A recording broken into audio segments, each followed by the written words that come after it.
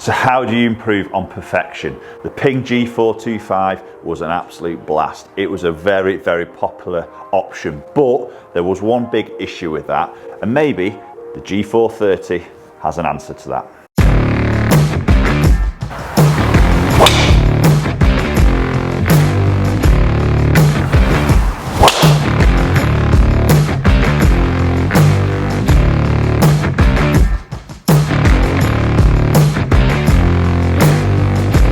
So as mentioned, the 425 has been an amazing product for Ping. Some real fantastic performances I've seen from lots of different types of golfers in here in the studio during fittings. Very, very stable. That was one of the biggest things. I definitely found that myself. Very straight hitting, very forgiving driver. But there was obviously one big issue which did put some people off, and that was the sound of the golf club.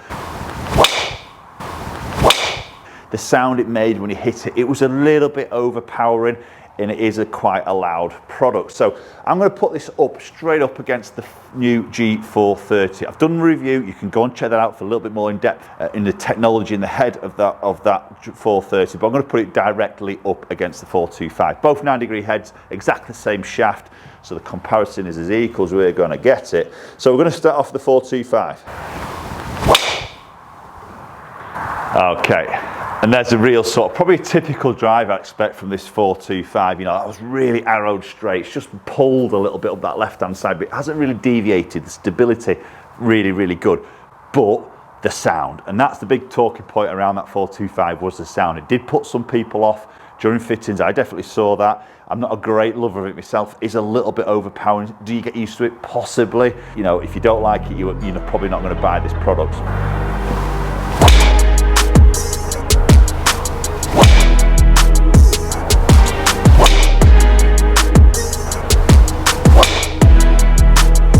That's an absolute belter. Just to finish on that little batch there, so you're probably hearing the sound that that G425 makes. Let's go and have a look at the G430 and see maybe what differences there are. Right, okay, so first of all, let's just do a comparison between the looks at address of the two drivers. So putting those down side by side, and again, we've both got turbulators. Turbulators look a little bit thicker on the 430, to be honest. They look a little bit more pronounced.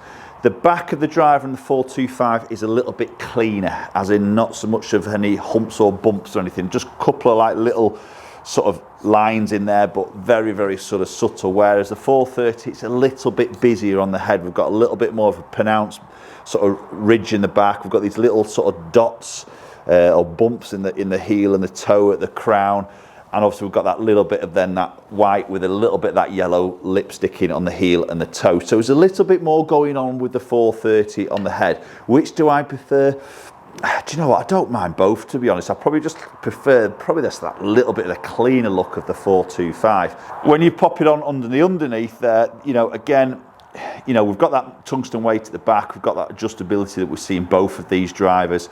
The 425, probably when I did the review video, I did actually say it was quite a classy looking club, you know, that black with a bit of silver and grey, nothing too flashy jumping out. It's a good looking driver, and I still think that is the case. And the 430, again, I don't mind it, a little bit of colour in there. Again, this is the bottom of the club. We're not really going to see that, well, we're not going to see it at address. A bit irrelevant for me, to be honest, but, you know, I don't mind the look of that at all. Now, going into the club face itself, we're seeing that slightly shallower face with the 430 in comparison to the 425. I think it's 0.1 of an inch shallower than the 425. It is quite noticeable that you do see that little bit of a shallower club face there. So again, 9-degree, it's the max. We've got the weight set central at the back, exactly the same shaft. Sits very nice and square, as does the 425, to be fair.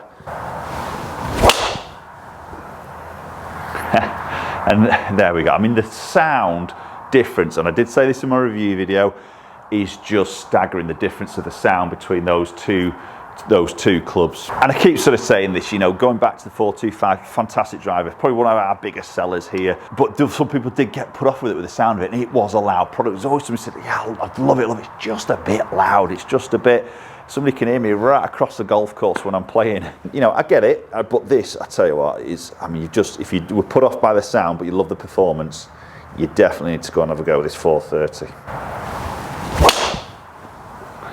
It's a Good shot, that's nice and straight. Felt a touch toe. It's interesting to see that ball speed's not too bad there.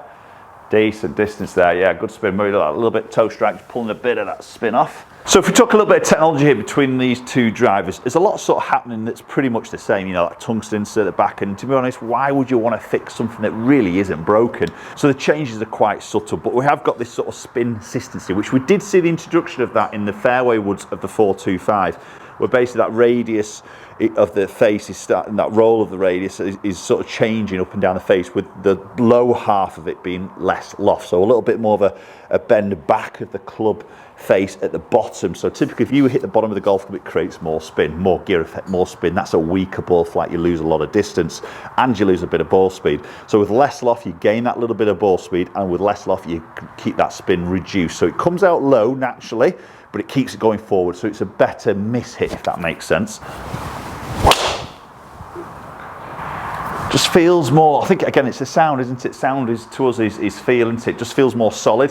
So we've still got the neck sleeve on the 430, that hasn't changed at all, so you can move that loft up and down 1.5 degrees.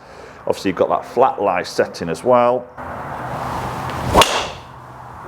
Ooh, that's a real toe shot, and I tell you what, that's one of those tee shots where you hit that toe, you go, ooh God, and your playing partners go, great drive. You know, it's just gone pretty much straight. And look at that, I mean, that's a great example, and probably an example for both of these drivers, not just the 430, but probably the 425 as well.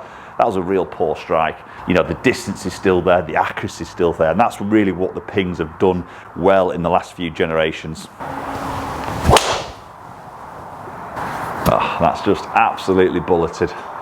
Great driver that, for me, fantastic. You know, from going from a drive in the 425, which was really good, great performance. I'm really pleased that Ping haven't gone too far away from that and kept everything that's great in the 425, but improved one of the weakest parts of it, the sound. That is an absolute winner. Post comments down, let me know your thoughts on the new 430. Is that something, have you got a 425? Would you be really looking to go into the 430? Is that sound really an issue that you would really want to sort of change? I think performance numbers, when you look at it, are very similar. Are we getting more ball speed? It's not a lot in it, is it? But I think the sound of it is just so much better. Okay, appreciate you watching the video as always, and hopefully we'll catch you all very soon.